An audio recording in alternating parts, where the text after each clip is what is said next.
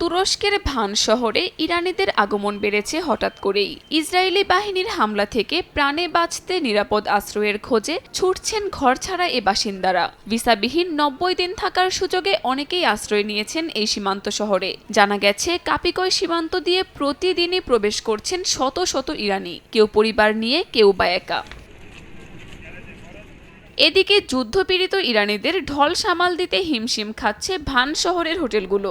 বেশিরভাগ রুমই নেওয়া হয়ে গেছে গেল মঙ্গলবার থেকে। জানা গেছে, এই মৌসুমে অন্যান্য সময়ে হোটেলে 50% ইরানি অতিথি থাকলেও এখন তা বেড়ে দাঁড়িয়েছে 80%। তবে পরিস্থিতি দ্রুত স্বাভাবিক হবে এমন প্রত্যাশা রাখছেন হোটেল ব্যবস্থাপকেরা।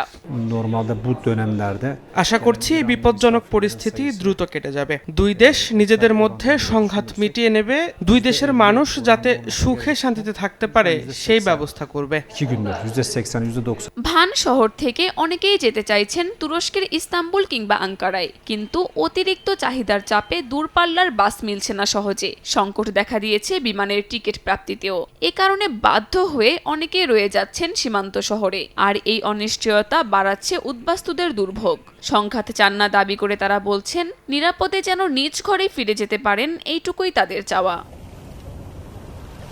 এদিকে তেল আবিব তেহরানের মধ্যে পাল্টাপাল্টি ক্ষেপণাস্ত্র হামলার কারণে অনিশ্চয়তা দেখা দিয়েছে ইসরায়েলিদের মধ্যেও। প্রাণে বাঁচতে নিরাপদে সরে যাচ্ছেন তারাও। বুধবার বিলাসবহুল ক্রুজ শিপ MS ক্রাউন আইরিশে করে 1,500 ইসরায়েলিকে সাইপ্রাসে নিয়ে যাওয়া হয়। কাকলি আখতার, সময় সংবাদ।